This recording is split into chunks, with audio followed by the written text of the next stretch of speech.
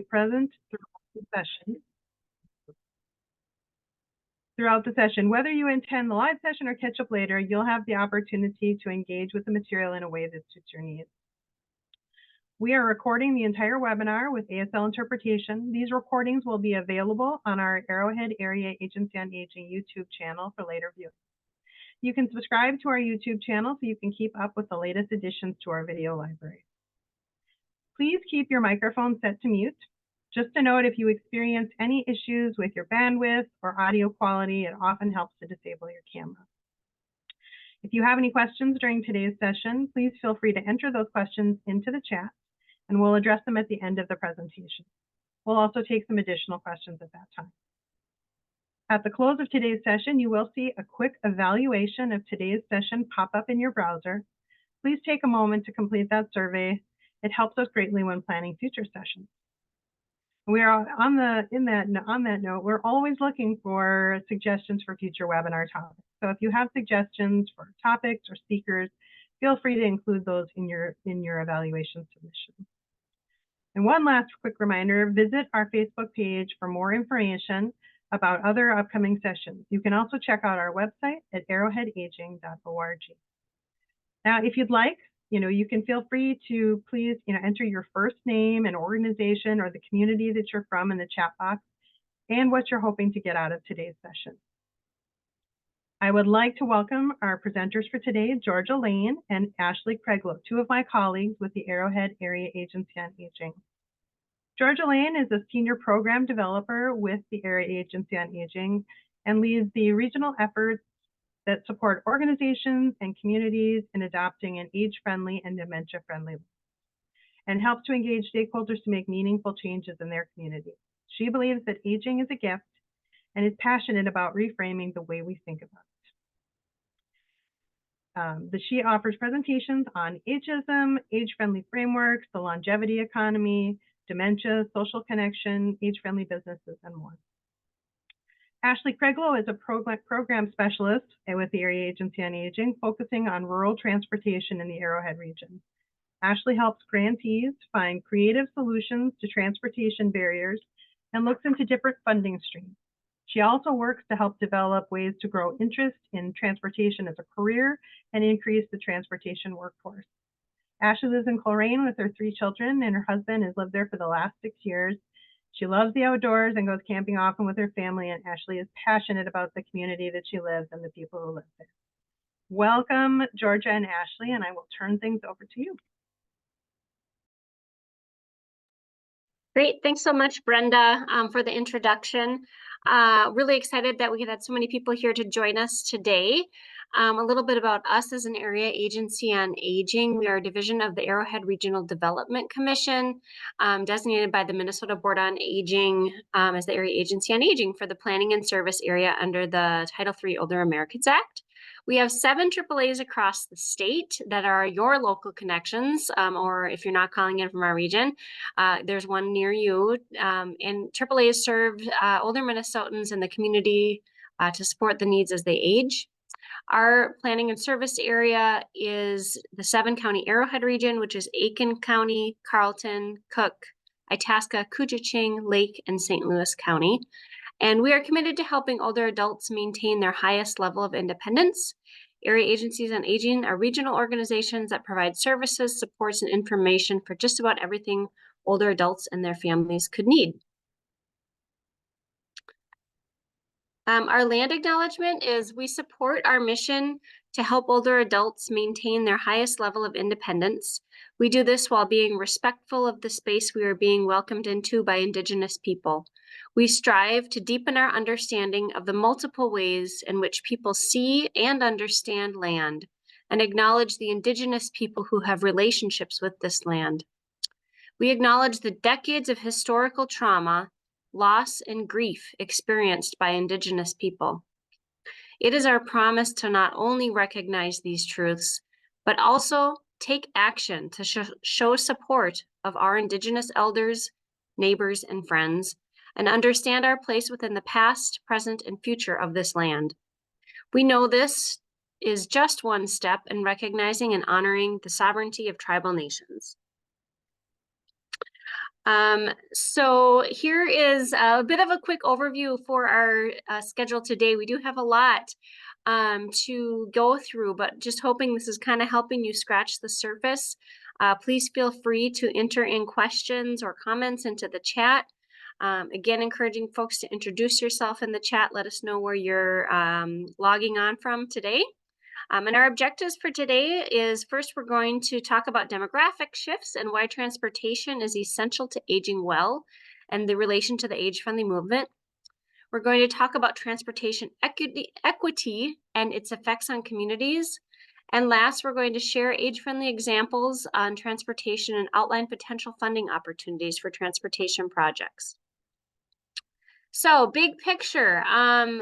If you've heard me talk before, this might not be new to you, but for those of you who are first time on one of our webinars today, it's pretty amazing that we are living much longer, healthier lives these days. In 1860, life expectancy was only 39.4 years old, and today it's 78.9, so close to 80 years old.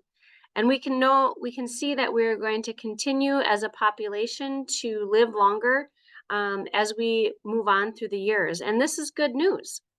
Whoops. There we go. Is that better? Okay. So we are living longer, healthier lives. Half of today's 5-year-olds will live to be 100.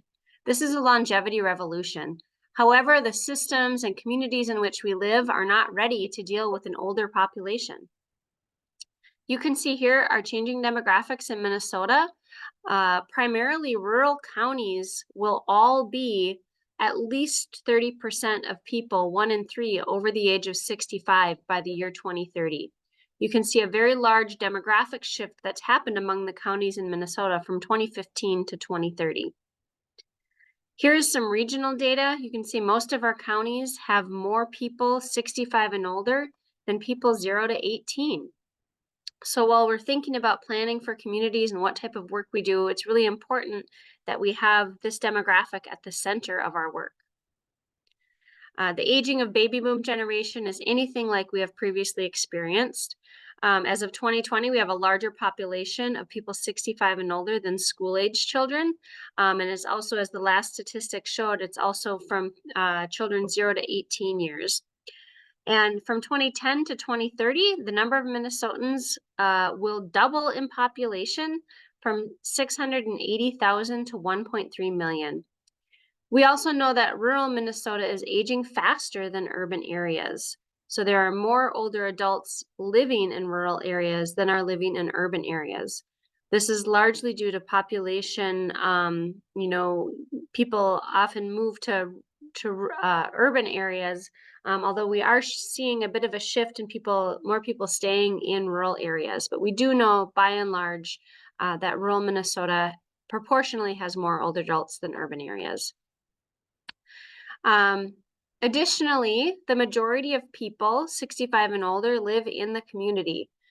In many of my conversations, I ask the question, what percentage of people do you think live in some type of long-term care setting? And I often hear 20, 30, 40% of people are believed to live in an assisted living or long-term care, but that's not true. Only 4.5% of Minnesota older adults live in an assisted living, 2.5% in long-term care, and 21% of these community dwelling older adults receive services through the Older Americans Act. So a little bit about our rural landscape. There's unique needs in rural Minnesota. We know that only 37% of all primary care clinics are in rural areas. Only 19% of specialty care clinics are in rural areas. 73% of nursing home closures since 2011 were in greater Minnesota. And Minnesota has 94 designated healthcare professional shortage areas in 53 counties for dental and primary care. So 0 of these are in the 7-county metro area. What that tells me is that while we have a greater proportion of older adults in rural areas, there are less access to healthcare services as well as social services to support people to live and age well in their communities. Transportation, which is what we're here to talk about, is an essential component to aging well, particularly in communities. However, we do know that many people can drive safely into their 80s and 90s, but sometimes vision and hearing problems or slowed reaction times or medications could impair driving and cause people to need to find other alternate ways for transportation. Experts can emphasize that surrendering keys is not about age because people age differently. Some people might need supports earlier in their life, some later, and you really have to look at changing abilities.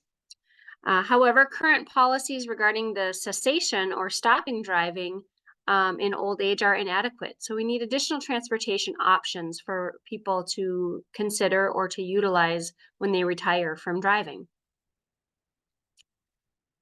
So transit dependency, the functional and health issues that I mentioned before, that affect people as they age result in many older adults losing their ability to drive.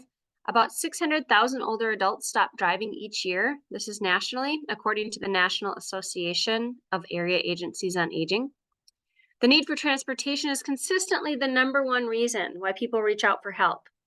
I thought that was an interesting statistic because of all the things, I actually would have guessed they were reaching out for meals or maybe home care services, but really people need those rides to get to the doctor's appointment, to get to the grocery store, to get to their local faith community, wherever they may go. But that is the #1 reason why people are reaching out for help. And access to mobility options is critical for connecting older adults, not only to healthcare, but to destinations that are important to them. Older adults have unique needs for transportation. First and foremost, they may need help knowing that there are transportation options that are out there. I think they need to know that if you aren't able to drive for whatever reason, there are options that are out there. But they also may need support in planning and keeping track of the transportation that they ordered. Some people might need help knowing and recognizing the location of pickup and drop off. So everything from A to Z, how to handle payment, problem solving when a change occurs. So just being able to help. And then we know that about 1 in 10 people ages 65 and older does have some type of cognitive impairment. So it's important to consider the unique needs of that population as well. There may be some additional physical challenges for people who are experiencing memory loss. This could be balance and moving their environment, extra help coordinating hands and feet, visual awareness of traffic or other people, knowing signs, what's a one-way or where's ways that they can be traveling or walking, and then visual skills in low-level light areas. When older adults are no longer able to drive, oftentimes the responsibility or the roles falls on the caregivers. So about 40% of caregivers spend about 5 hours a week providing or arranging transportation, according to a 2018 survey from National Aging and Disability Transportation Center. So that's a lot of time. If you add that up, we know that the major responsibility and role does fall on those family caregivers, and those are unpaid roles. Thinking about rural areas, we know that there are fewer transportation options, and sometimes the roads may not be maintained very well. I can think back to 2 winters ago when we had so much snow. Snow removal was a huge issue to be able to get people out to go to the grocery store or go to the doctor, wherever they needed to go. And that gets to be a really dangerous situation for many people. We know that there can be great distances between sparse populations. Some of the folks that we work with have to travel an hour or more just to get to their closest grocery store or healthcare facility. There are disincentives for providers to serve rural areas when providers have to drive a long way to deliver the services or be able to, get from A to B. The reimbursement rates don't meet their needs, so the providers are not incentivized to serve those rural areas, and the distance can hamper the access to services. So for individuals, there can be multiple barriers to transportation, economic. So in order to access alternate rides of transportation, you might not have the money to pay for it if they're not on some type of waivered service or other type of public service, but don't make enough money to be able to pay for their own private transportation. So the cost of rides can be a big barrier. There can be physical limitations, so needing assistance with steps, securing mobility aids, advanced planning, or need to schedule transportation. Using the technology can be a challenge for many people. In some of the more urban areas that might have services like Uber or Lyft, people might not feel comfortable with that because they don't know how to utilize the technology. And then certainly geographic, as I mentioned before, there's fewer options for transportation, limited services, access to stops or sidewalks, especially in winter weather.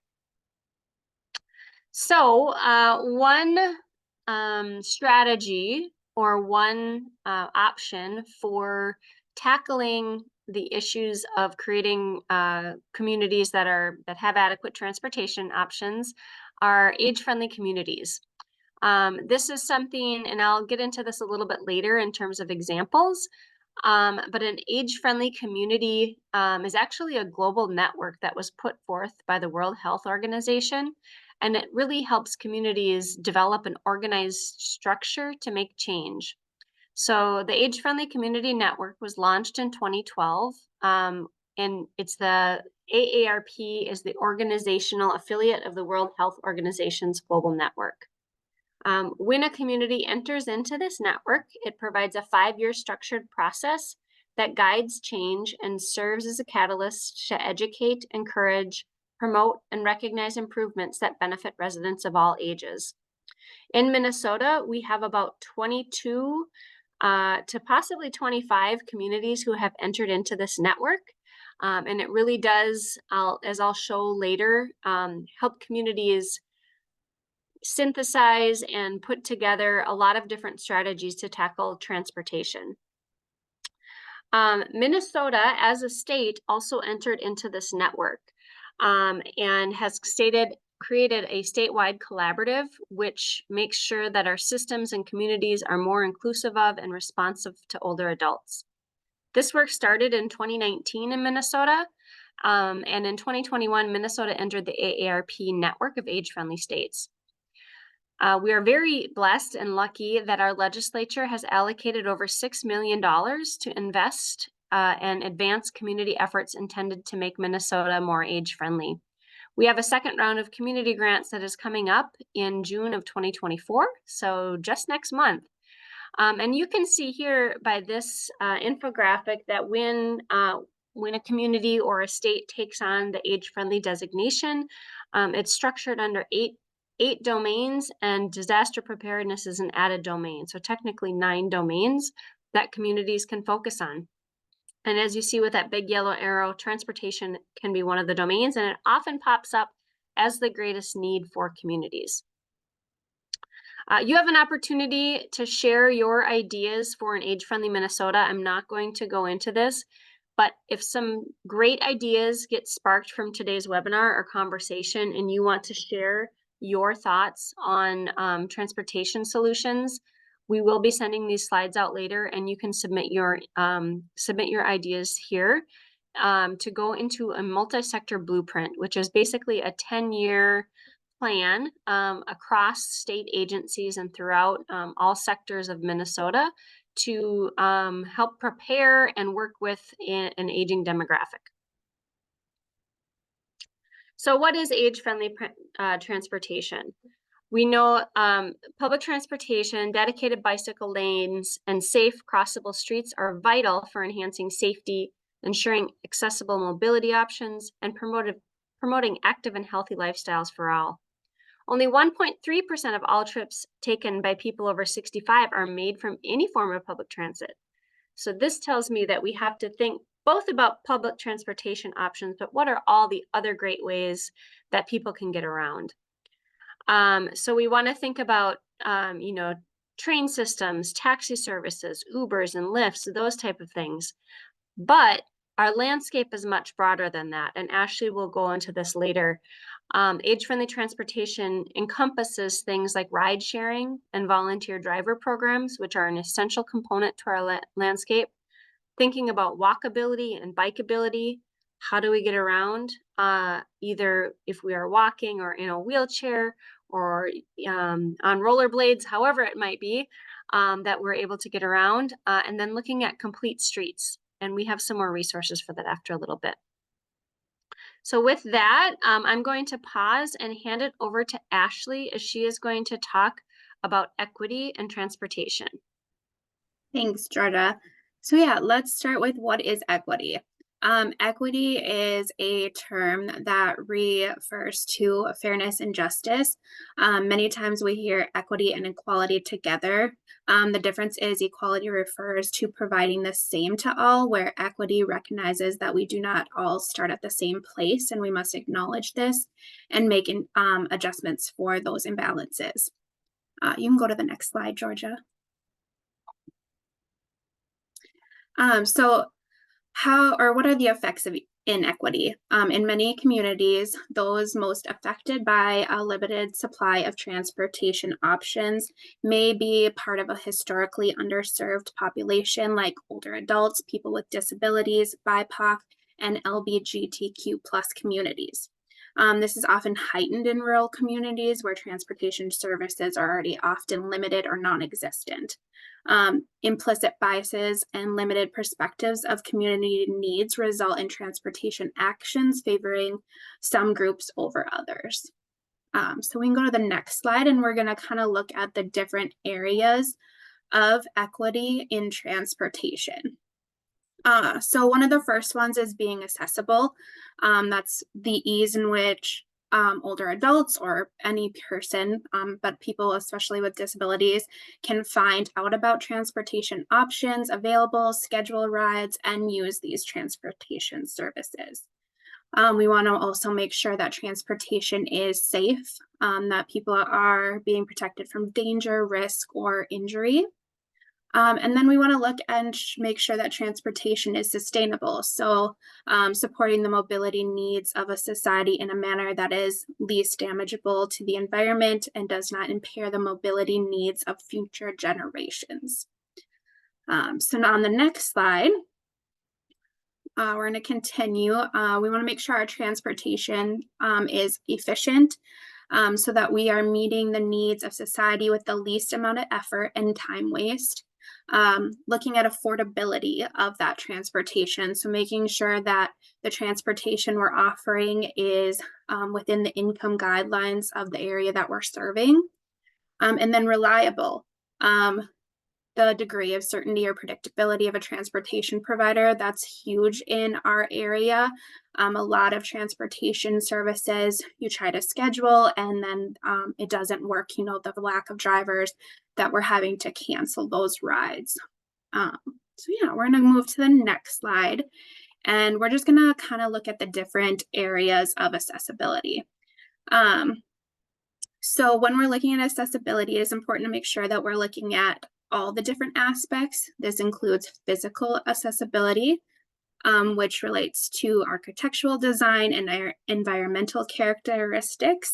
You want to look at the ability to get to the transportation, the building, making sure that that's accessible for everyone. So this also looks at sidewalks, making sure those are well maintained, that there's good lighting, that we have curb cuts on the sidewalks.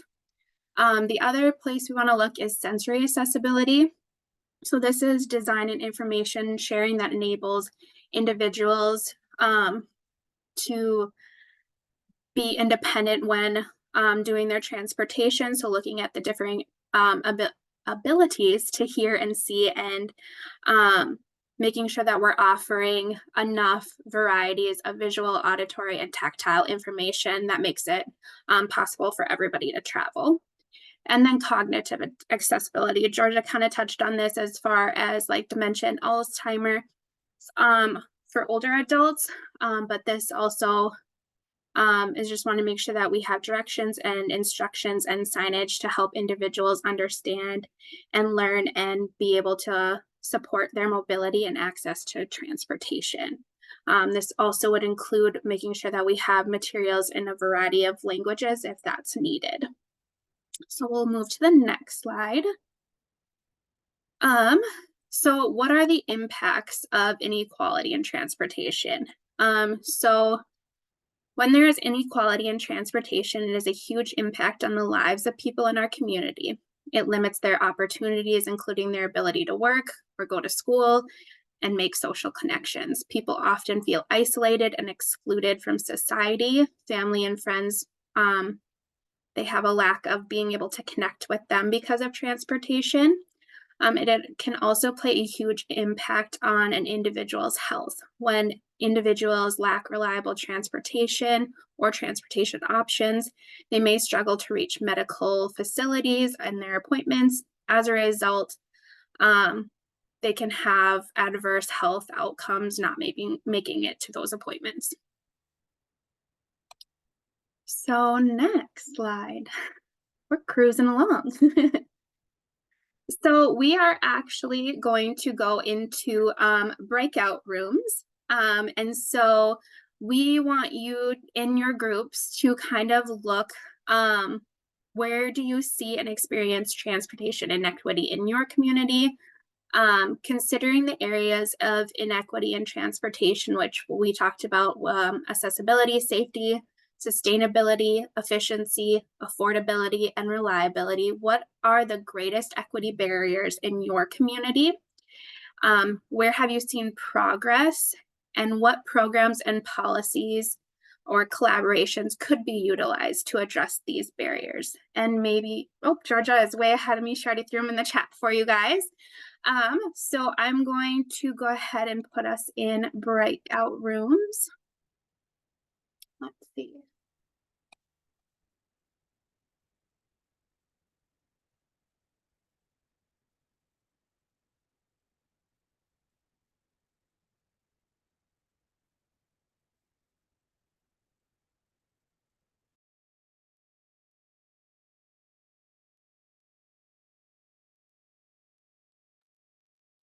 All right, I think we all got back.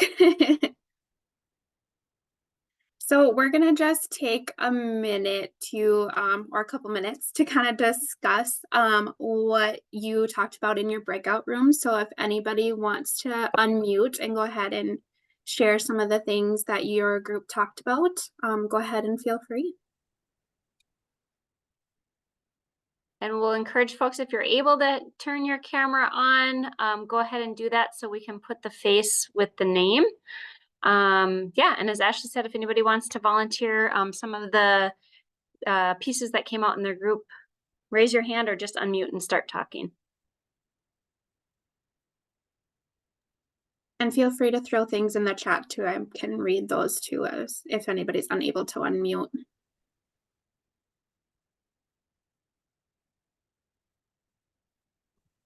Hi, Ashley and Georgia. This is Gavin here, Arrowhead Regional Development Commission.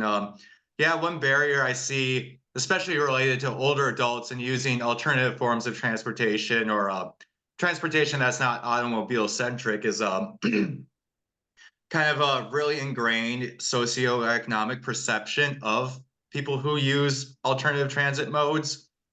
Like, I'm sure for us growing up in rural areas, you know, if we see someone who works like a working class individual biking on a country road, we can, you know, assume that they got a DUI or something like that, or that people think if you rely on public transit or other forms of government subsidized transportation like volunteer drivers, so on and so forth, that it reflects negatively upon your economic well-being in life. But that was just something that I kind of brought up in our discussion group, and there was some other good discussion around perceptions, especially like really ingrained cultural perceptions around using public transportation and other public assistance. Great, that's a great point, Gavin. Thanks for sharing that. Gavin, I'm going to pick on you again a little bit, if you're okay with that. We did have a question in our group wondering what the RTCC was. So could you share a little bit about what that is and how people can get connected and learn more? Yeah, so the RTCC is the Regional Transportation Coordinating Council. I'm co-coordinator of it. My senior colleague, Beverly Sido-Tolliver, is the coordinator. So it is a MnDOT project that I think is probably on 8-9 years of operation now. And don't quote me directly for this because I'm not well versed in really high level MnDOT grants, but I believe it was historically served as sort of like a bottom up approach to improving transportation access in Minnesota. I believe there's like 6 or 7 regions that do have the RTCC program. I can throw my information in the chat if anyone wants to start a conversation around what it can look like to really start to plan to push the needle towards improving transportation access in their region, and how that can look by like either coordinating grants or really just getting all the right folks in the right room at the right time. Thank you, Georgia. Yeah. Yeah, my understanding of the RTCCs is they're, as Gavin said, funded by MnDOT, but they don't fund transportation, direct transportation. They're more of like planning and bringing providers together. So I think also someone in our group mentioned like, hey, I would love to coordinate a pool of drivers. Sorry, Linda, I can't remember exactly what your dream is. Maybe you can share that next. But I think the RTCC would be a great level of expertise to tap into around that. Right. I also want to say I do see Linnell's name in here, and she is one of my statewide counterparts over in Northwest region. So I don't know if Linnell wants me to pick on her at all, or if she has anything to add regarding RTCC work in rural Minnesota. But there's a question in the chat, Gavin, for how does RTCC work with Arrowhead Transit? I suppose I'll just leave my camera on for I'm not gonna let you turn your camera off, Gavin. We work with them pretty closely, along with DTA as well. I mean, it's not like we're working with them on a day-to-day basis, but improving transit, bolstering transit, I should say, in our region is one of the big line items in our work plan. So, but Yeah. I think that RTCC or Arrowhead Transit is a member of the RTCC. So Arrowhead Yep, Transit is one organization that provides the services region-wide, Right. but the RTCC is tasked with the overall coordination of all transportation services, you know, in the region. Yep. Yeah, we really try our best to capture all of the transportation services in our region. So Arrowhead Transit, by them being a FTA funded organization, Federal Transit Authority or Federal Transit Administration organization, they are pretty, yeah, they've received similar funding to the RTCC program. It's just they are operations, and like you said before, RTCC or the Arrowhead RTCC specifically is more of that planning and coordination aspect. And I suppose I did throw my email in the chat if anyone else has would like to reach out to me for any questions regarding transit coordination or transit access in the region.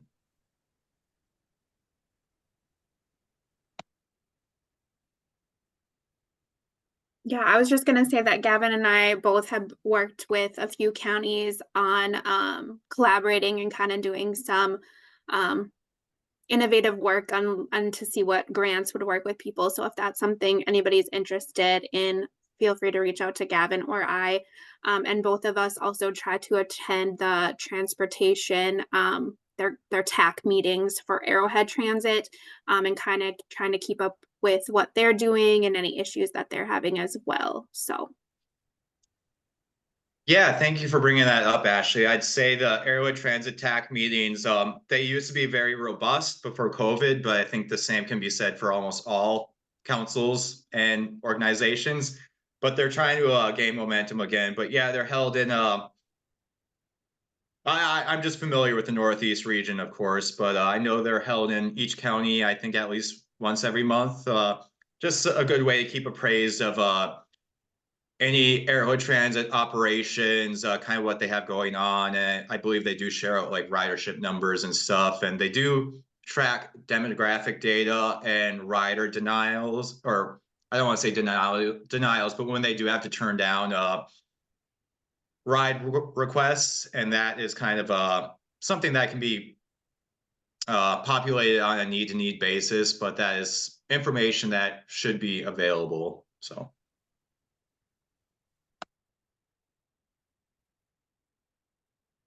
Thanks, Gavin. Anybody else have interesting stories or questions or ideas that came up in their group?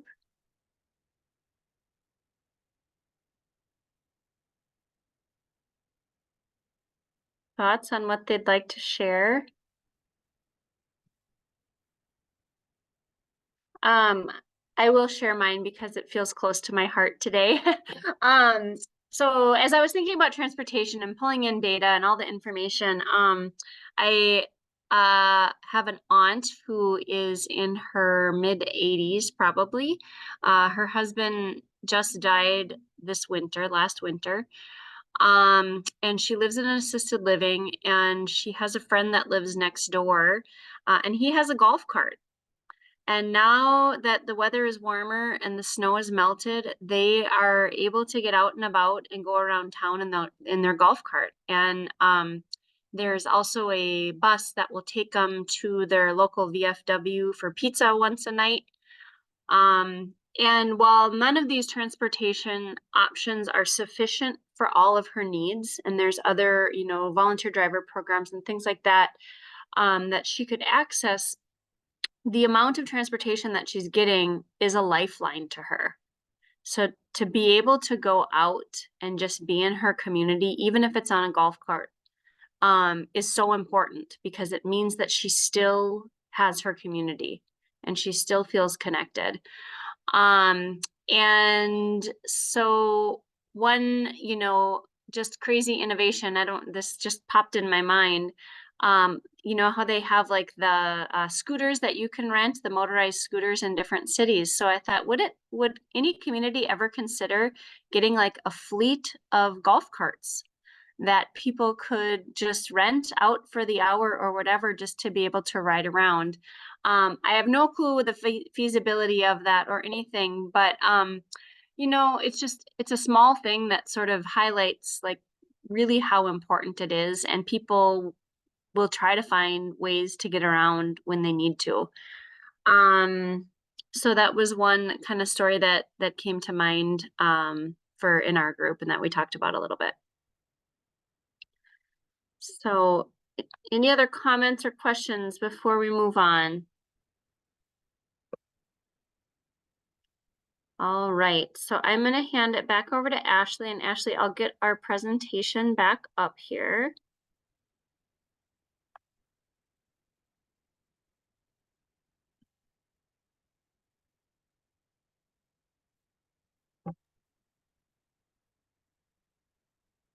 Okay, can you guys see that? And I'll get it back.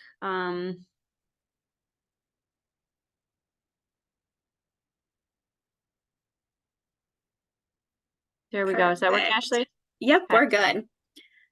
So we're going to look at equity solutions. We talked about it. We know the issues now. What do we do with it, right? So when looking at using transportation, we need to look at the whole experience. So the trip experience should include walking to the bus or to the vehicle, spending time at a bus stop if that is the trip that we're using, boarding the vehicle, and getting out. One of the main things that we need to think of is that the key to a successful trip for a rider is the ability to even understand that the trip is possible. And I know that we talked about that in our group, is that like, it seems like there's so many parts to make a trip happen, right? Like usually one bus or one car isn't the solution, that there's going to be multiple things that we have to do to get to from point A to point B, especially if it is a long distance, and trying to coordinate that can seem overwhelming. So making sure that when we're looking at transportation, that we're looking at all these steps so that we understand it, so that our riders can understand it. We want to make sure that we have a diverse group of voices at the table when we're talking about transportation planning. This is the only way that transportation runs smooth in a community, and it is the most effective way to meet the needs of the community. And then we also want to make sure that we're embedding choice into our transportation service. This is really hard in rural. Usually we only have a choice of like 1 or 2 providers in our area, right? But making sure that how we can book the ride, that we have choice there, that it's not just all online, that we can call, or, making sure that there's different ways for people to do those things. I think a lot of the time people feel like they don't have a choice when it comes to transportation. And then just a little bit, we're going to talk about complete streets, and it's the idea that communities are designing for everyone in mind. It's making sure that the streets are operated in a safe way that everybody can have access. This includes pedestrians, bicycles. I'm not going to be able to say that word today. Bicyclists, motorists, and transit riders of all ages and abilities. Goodness sakes, it's not even a Monday. So we can go to the next slide, Georgia. All right, so I wanted to just highlight a few of the tools that are available at the AARP website under the age-friendly framework. There's a great walk audit toolkit that has been utilized in some of our communities to really look at walkability within cities. And again, noting that walkable streets are good for people of all ages. There's some really incredible 5 to 7 minute videos on livable lessons videos, talking about everything from, what is age-friendly transportation to what are funding options that are out there. There's a AARP roadmap to livability, a transportation workbook that provides tools and worksheets that help engage a community in any kind of transportation planning. And most communities, most cities have some type of transportation plan that's already going. And what we are hoping to do is to help those committees and transportation planning groups apply an age-friendly lens. So we're very lucky here in the Arrowhead region that we have a great relationship with our Regional Transportation Coordinating Council, the RTCC, that Gavin was talking about. But it's important to utilize this as a toolkit. And then there's a great PBS documentary that was put out probably a few years ago now, but it's still great. Just talking about the need for safe community mobility options as we age. I'm going to share a couple examples from our region. And if you have other ones that you want to share, you can feel free to put them in the chat as well. In Hibbing, led by Essentia Health, there was a project that is currently actually still going on called the Orange Places Project, and it's the Hibbing Walkability Action Plan. So in 2023, the city of Hibbing partnered with Essentia Health to assess and identify potential improvements for their walking environment in Hibbing. So they got some great feedback from everyone in the community, and they had a special intention to include the voices of older adults in their community. So that was pretty exciting to see some community engagement. And it was the reason why they did this. It was in response to a community needs assessment that was done by Essentia Health. And their focuses in that community needs assessment were healthy food access and social connectedness. So in order for those things to happen, they realized that walkability would be an important aspect of that. And they had some pretty broad partnership there, including Fairview Range, St. Louis County Public Health, Minnesota Department of Transportation, the Hibbing HRA, the Hibbing Public Library, and us, the Arrowhead Area Agency on Aging. So it really was a multi-sector plan or a multi-sector initiative. A lot of people had their fingers on this, or at least knew that it was going on. And then the city of Hibbing itself really listened to what came about from this to sort of say, how can we help this improve us as the city, and maybe help inform some future funding decisions. So kudos to the great work that was led by Essentia, led by Sierra Napoli-Tyne and Russell Haberman. I like to highlight this one. So I was talking earlier about age-friendly communities. Duluth is in the AARP network of age-friendly communities. They have a phenomenal action plan. They're about 3 years into their 5-year work. They're about halfway through. They conducted a full community needs assessment and then came up with a really comprehensive action plan for how Duluth can be age-friendly in each of the domains of livability. So there's a lot in there. I encourage you, if you're interested in looking at it, to Google it. Maybe I can put in the chat for where you can find it. The link is also here on this slide. What I'm wanting to highlight here is one goal that they had, and this was specific to transportation and outdoor spaces. They wanted to create safer, more accessible, and walkable community year-round for all ages. So their actions around this were creating and distributing a booklet about why snow removal matters in Minnesota. When we talk about transportation, there's so many different areas that we can focus on. It's not just about having enough vehicles or having enough buses. It's everything from, is the sidewalk uneven, to when there's too much snow, can you get to it? You could have the greatest transportation systems in the world, but if you don't have snow removal during certain months out of the year, it's not going to matter. So in Duluth, they have started they're calling it Be Minnesota Nice. It's a citywide awareness campaign to help with snow removal by encouraging neighbors may need snow removal assistance. So it's a really innovative solution. You know, it's not requiring any money aside from what they're doing for their public campaign. It's helping communities and neighbors see that the importance of removing snow. And so you can see kind of their action metrics, talking about distributing campaign materials like flyers, signage, hats, and buttons. And this work is just getting going. You can see here, this was back in February of this year. They launched an event. This one was held, I think, at a couple different places, at an elementary school and then at a community center, really kind of launching the campaign, getting free shovels and getting people to come out for a community event to really realize the importance of transportation, or the importance of snow removal in relation to transportation. Another great example, I believe I saw Myrna Peterson on this webinar, so thanks for joining today. We like to highlight Go Marty. I actually believe that is a picture of Myrna right here, who is going on the vehicle. So Go Marty is a self-driving shuttle, and it was a unique partnership of multiple groups with a shared goal of increasing accessibility and transportation options for residents and visitors in Grand Rapids, Minnesota.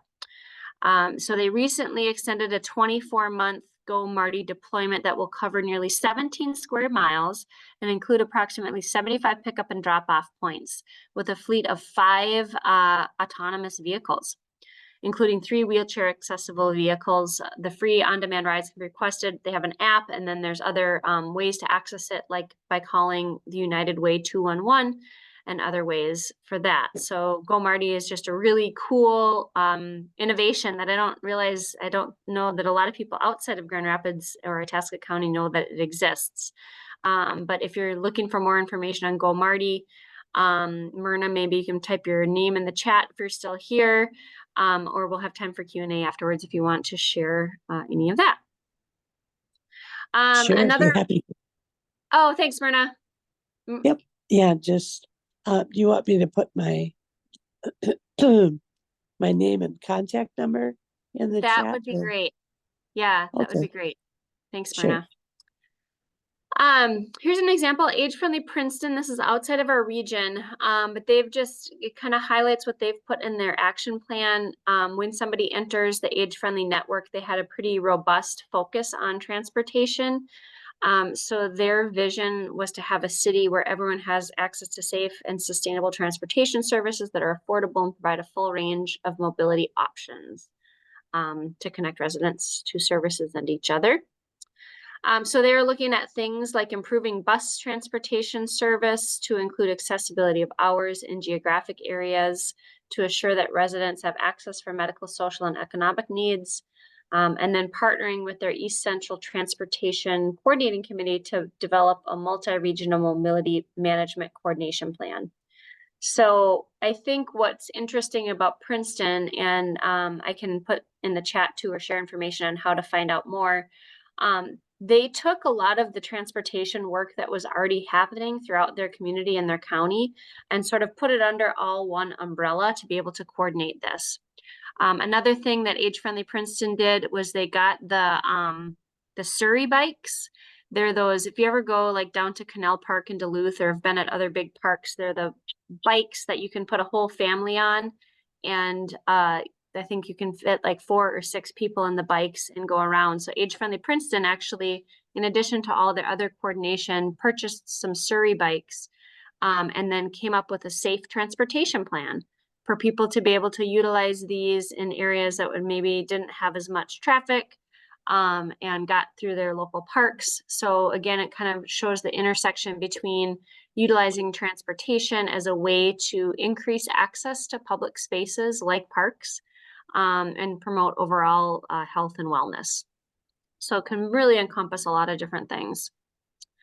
And with that, I'm going to hand it back over to Ashley to talk a little bit about what our landscape looks like. So what are some, what do we currently have out there? And then also what are some existing funding opportunities that could fund transportation projects? Yes, thanks, Georgia. So we kind of talked about the Arrowhead Regional Transportation Coordinating Council already, the RTCC. But here you'll find a link to their website, which also has a resource for finding providers. It breaks it down by county, and so you can see the different transportation services in each area. We also have the Senior Linkage Line, which is a great resource to help find rides. They can kind of do that coordinating piece that we've talked about, making sure that you can get to your destination. I also put on here the National Rural Transit Assistance Program. They have a website that has some great information on it as well. Just trying to remember what they have on there. So they have some resources on volunteer driver programs in the on the page, as well as they offer technical assistance for the FTA 5311 grants, which are the formula grants for rural areas. They offer free training and technical assistance on those. And then I also put on here the National Center for Mobility Management. They have a community transportation map database that has it's similar to what RTCC has, but it has all the service providers nationwide on their map. And then on the other side, we have some funding sources for transportation. So we have Older Americans Act Title III-B funds. If you have any questions about that, you can reach out to anyone if you're in the Arrowhead region, our Arrowhead Area Agency on Aging. Otherwise, you can reach out to your local AAA as well. We have the Federal Transit Administration formula grants for rural areas. That's that 5311. That will take you to a link to their website to go over that grant. They also have the Federal Transit Administration Tribal Transit Program. They have formula funding and competitive funding for that. And then there's the Federal Transit Administration Enhanced Mobility of Seniors and Individuals with Disabilities formula program. That's the 5310. And then there's also the Innovative Coordinated Access and Mobility Pilot Program. So that one is kind of coming up with like innovative transportation solutions. And it's also referred as the ICAM. And then I also put on here the 2024 Rural Community Innovations Transportation Planning Grant. There is the Live Well at Home grant. We have seen that used for transportation funding as well, and that will take you to their website. And then Georgia kind of discussed with you some of the age-friendly Minnesota community grants. Georgia, do you have anything else to say on that one? No, other than they are not designed to fund direct service. They're more for planning. or could support some age-friendly community coalition work. And they are intended to come out in June. It may get pushed back to July. But if anyone is interested, let me know. Those grants are anywhere from $5,000 to $95,000, and they are 2-year grants. And I am trying to respond. There is a question in the chat about the Minnesota Nice materials. I can't Google it right now because I have the PowerPoint up, but if I can get it to you, it's Duluth Aging Support or Duluth Age Friendly. Mimi Stender is the contact there. So I'll see if I can pull that up on my phone and then put that in the chat as well. All right, I think we can move to the next slide, Georgia. So Brenda talked a little bit earlier when she introduced me, but we're also doing some work on how to expand the workforce for transportation. We obviously know that this is going to be a continued need, probably an expanding need. And so how do we grow that workforce? So we are actually working in partnership with the Minnesota North College of Hibbing to offer a transportation workforce career exploration camp in August on the 22nd and 23rd. High school students 9th through 12th grade can register. It'll be a 2-day camp. The first day they're going to do some hands-on activities with the teachers to learn different avenues of transportation careers. And then the second day we are having transportation providers come to the college and kind of talk about what their program does and the benefits of working with them would be. We also will have the transportation exploration trailer there where students get to do some kind of hands-on it's like AI stuff. So that should be fun for the students. But if anybody is interested, if you're a transportation provider and you're interested in coming and sharing with the students what your organization does on that second day, the link is on this slide. Otherwise, feel free to email me as well. We can go to the next slide. Some advocacy opportunities. So we're just encouraging you all to support volunteer drivers. We are working on getting legislation changes to increase the mileage reimbursement rate for volunteers from 14 cents a mile to 67 cents a mile. Georgia included a link on this slide so you can learn more, but you're also free to reach out to your local RTCC or the Arrowhead RTCC or myself on other ways to help with that. And if you want to go to the next slide, Georgia. Another thing that the Arrowhead RTCC is working on is getting more reimbursement for non-emergency medical transportation. We have created a subcommittee that is working on this issue in our area to increase mileage reimbursement rates, rates for unloaded miles, simplify training and certifications, and establish policy for providers discontinuing services in the area. There's a huge need for non-medical emergency transportation, and there's not enough providers in our area.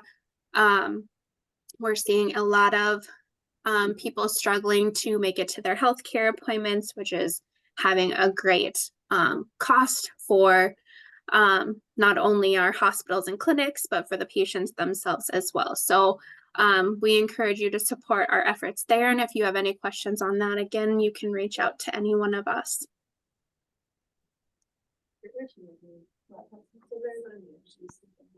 All right. Does anybody have questions?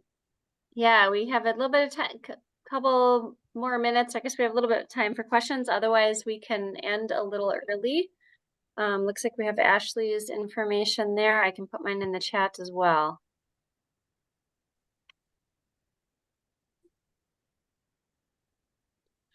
Oh, okay, we do have a question in the chat that says, is there a grant that actually purchases vehicles?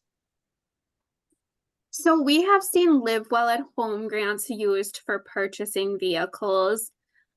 Gavin, maybe you can come off mute too and share a little bit more. I know that the federal grants can also be used for that, correct, Gavin?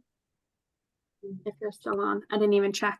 I could be talking to no one. I don't know that he is, but Brenda, do you have any info on that?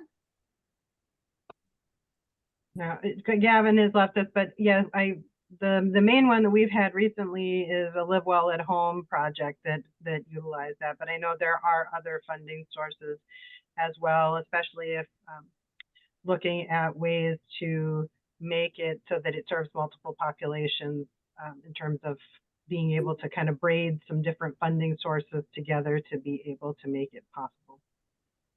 Yeah. Age-friendly grants will also purchase vehicles. Community Action Duluth just purchased a bus for a mobile food market.